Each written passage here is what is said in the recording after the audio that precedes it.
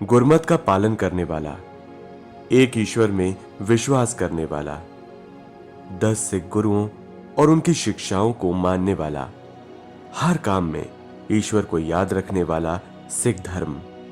सिख धर्म की शुरुआत शिष्य शब्द से हुई। समय के साथ इस धर्म में गुरुओं की वाणियां जुड़ती गईं, जिसके बाद गुरु ग्रंथ साहिब को ही एकमात्र गुरु माना गया।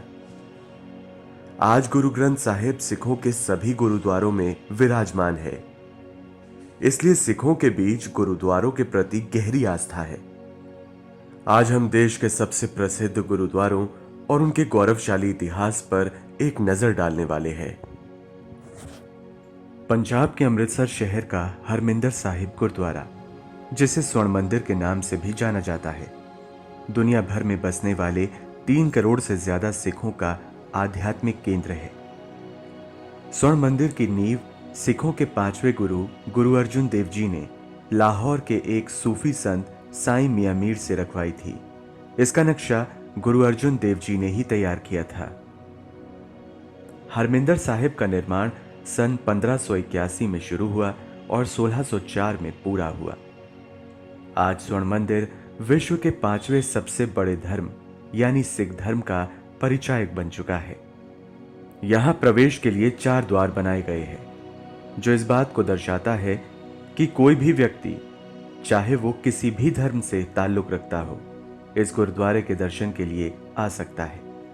इतना ही नहीं, सिख धर्म की लंगर प्रथा के लिए भी इस पावन स्थल को जाना जाता है। यहां हर रोज हजारों लोग गुरु का लंगर छकने के लिए आते हैं। पूरा अमृतसर शहर स्वर्ण मंदिर के चारों तरफ बसा है। अमृतसर का नाम उस सरोवर के नाम पर ही रखा गया था, जिसका निर्माण सिख धर्म के चौथे गुरु गुरु रामदास जी ने खुद किया था। 19वीं शताब्दी में अफगानी हमलावरों ने स्वर्ण मंदिर को पूरी तरह तहस नहस कर दिया था। इसके बाद महाराजा रणजीत सिंह ने दोबारा इसकी मरम्मत कराई और मंदिर के गुंबद में सोने की परत चढ़ाई। आज स्वर्ण मंदिर दुनिया भर के सबसे चर्चित आध्यात्मिक स्थलों में से एक है। देश की राजधानी में स्थित बंगला साहिब गुरुद्वारे का इतिहास काफी गौरवशाली है। बताया जाता है कि जिस जगह पर बंगला साहिब गुरुद्वारा है, वहां कभी जय सिंह नाम के हिंदू राजा का बंगला हुआ करता था। दिल्ली के सबसे प्रमुख गुरुद्वारों में शामिल इस गुरुद्वारे में सन 1664 में सिखों के 8वें गुरु गुरु हरकिशन जी कुछ समय के लिए रुके थे। उस दौरान लोग चेचक और हैजा जैसे गंभीर रोगों से परेशान थे। गुरु हरकिशन जी ने यहां रहते हुए लोगों की बीमारियों का इलाज किया। उन्होंने यहां रोगियों को शुद्ध जल पिलाने के लिए एक खास जगह बनवाई, जिससे लोगों के रोग दूर होने लगे। हालांकि कुछ समय बाद वे खुद बीमारियों का शिकार हो गए, जिसके चलते 30 मार्च 1664 को उनकी मृत्यु हो गई। सन 1783 में जब खालसा ने दिल्ली पर फतेह की, तब बाबा बगीर सिंह की अगुवाई में इस जगह पर एक शानदार गुरुद्वारे का निर्माण किया गया और यहां पर गुरु ग्रंथ साहिब को स्थापित किया गया। इसके बाद सन 1972 में दिल्ली सिख गुरुद्वारा प्रबंधक कमेटी की ओर से इस गुरुद्वारे में एक सरोवर का निर्माण कराया गया। गुरुद्वारा श्री हेमकुंड साहिब सिखों के प्रसिद्ध गुरुद्वारों में से एक है। दुनिया भर से हजारों श्रद्धालु यहां दर्शन के लिए आते हैं। हिमालय की गोद में बसा हेमकुंड गुरुद्वारा समुद्र तल से 4329 मीटर की ऊंचाई पर स्थित है। श्री हेमकुंड साहिब सिखों के 10वें गुरु श्री गुरु गोबिंद सिंह जी के पिछले जन्म की तपोभूमि के तौर पर प्रख्यात है। इस स्थान पर श्री गुरु गोबिंद सिंह जी ने अपने पिछले जन्म में गुरुबानी का जाप करते हुए तप किया था। सिख धर्म में गुरुद्वारा हेमकुंड साहिब बहुत पवित्र स्थान रखता है। ऐसा भी कहा जाता है कि जिस स्थान पर यह गुरुद्वारा बना है, वहां लक्ष्मण जी ने भी तपस्या की थी। साथ ही ये भी मान्यता है कि जब रावण के भाई से युद्ध करते हुए लक्ष्मण घायल हो गए थे, तो उन्हें इस स्थान पर लाया गया था। सिखों के इतिहास में पटना साहिब गुरुद्वारे का खास महत्व है। 5 जनवरी 1666 को यहां सिखों के 10वें और अंतिम गुरु गुरु गोबिंद सिंह जी का जन्म हुआ था। आनंदपुर जाने से पहले गुरु गोबिंद सिंह जी ने शुरुआत के कुछ साल इसी स्थान पर बिताए थे। श्री हरिमंदिर जी पटना साहिब सिख धर्म के लोगों के लिए हमेशा से आस्था का केंद्र रहा है। भारत और पाकिस्तान के पंजाब प्रांत में कई ऐतिहासिक गुरुद्वारों की तरह ही महाराजा रणजीत सिंह ने श्री हरिमंदिर जी पटना साहिब गुरुद्वारे का निर्माण करवाया था।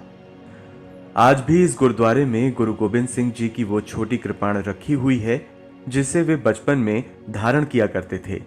सिखों के बीच इस गुरुद्वारे के प्रति गहरी आस्था है।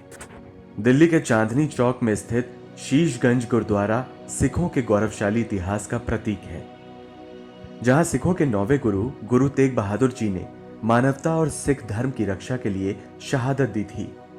इस गुरुद्वारे से सिखों की अटूट आस्था और श्रद्धा जुड़ी हुई है। औरंगजेब के आदेश पर जब कश्मीरी पंडितों को इस्लाम धर्म अपनाने के लिए विवश किया गया, तब उन्होंने गुरु तेग बहादुर से मदद मांगी। उस वक्त गुरु तेग बहादुर ने पंडितों से कहा कि वे औरंगजेब को यह संदेश दें कि अगर गुरु तेग बहादुर ने इस्लाम धर्म अपना लिया तो वे भी इस्लाम धर्म को अपना लेंगे, और अगर ऐसा ना हुआ तो औरंगजेब उन्हें धर्म परिवर्तन के लिए नहीं उकसाएगा। गुरु जी का यह संदेश औरंगजेब तक पहुंचा और औरंगजेब ने यह स्वीकार कर लिया। गुरु तेग बहादुर अपने 5 सेवकों के साथ औरंगजेब के पास पहुंचे। औरंगजेब के आदेश पर गुरु तेग बहादुर सहित उनके 5 सेवकों को इस्लाम धर्म स्वीकारने का आदेश दिया गया।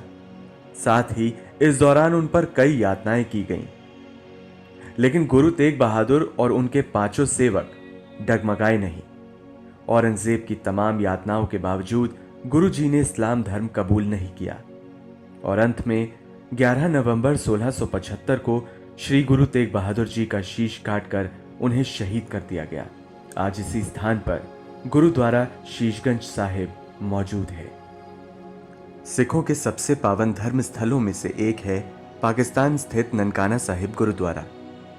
पाकिस्तान के पंजाब प्रांत में स्थित ननकाना साहिब गुरुद्वारे को सिख धर्म के संस्थापक गुरु श्री गुरु नानक देव जी के जन्म स्थान के रूप में भी जाना जाता है। 550 साल पहले ननकाना साहिब में गुरु नानक देव जी का जन्म हुआ था, लिहाजा सिखों में इस गुरुद्वारे के प्रति गहरी आस्था है। पाकिस्तान के लाहौर शहर से ननकाना साहिब की दूरी करीब 75 किलोमीटर की है। ननकाना साहिब को पहले तलवंडी नाम से जाना जाता था, जहां 15 अप्रैल 1469 में गुरु नानक देव जी का जन्म हुआ था।